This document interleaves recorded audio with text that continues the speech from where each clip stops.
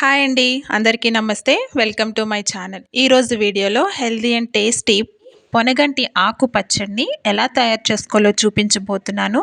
వేడి వేడి అన్నంలో ఈ పచ్చడిని కలుపుకొని తింటే చాలా టేస్టీగా ఉంటుంది.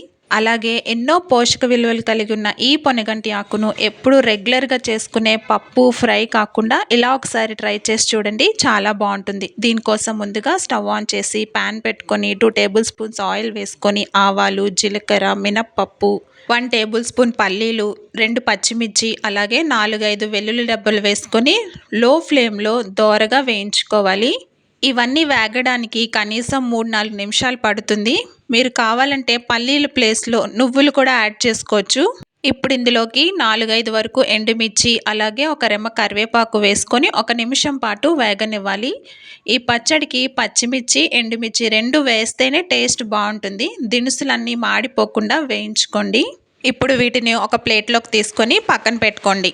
ఇప్పుడు అదే ప్యాన్లోనికి 2 టేబుల్ స్పూన్స్ ఆయిల్ వేసుకొని ఒక ఉల్లిపాయ, ఒక మీడియం సైజ్ టమాటా వేసుకొని వేయించుకోవాలి. లైట్గా కలర్ చేంజ్ అయితే సరిపోతుంది.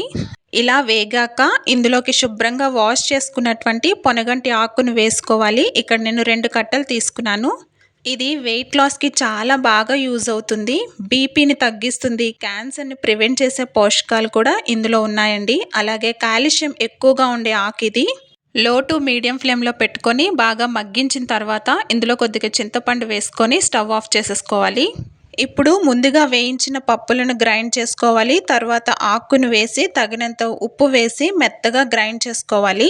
ఇప్పుడు పోపు కోసం స్టవ్ ఆన్ చేసి ప్యాన్ పెట్టుకొని 2 టేబుల్ స్పూన్స్ ఆయిల్ వేసుకొని ఆయిల్ హీట్ అయ్యాక జీలకర్ర, ఆవాలు, శనగపప్పు, ఎండుమిర్చి వేసుకొని బాగా వేయించుకోవాలి.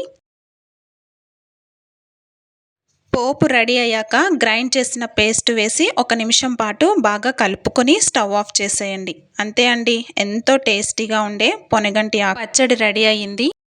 మరి ఎన్నో హెల్త్ బెనిఫిట్స్ ఉన్న ఈ పొనగంటి ఆకు పచ్చడిని మీరు కూడా ఒకసారి ట్రై చేసి ఎలా వచ్చిందో కామెంట్ చేయండి. అండ్ మై ఫ్రెండ్స్ అండ్ రిలేటివ్స్కి షేర్ చేయండి. నా ఛానల్ని సబ్స్క్రైబ్ చేసుకోండి.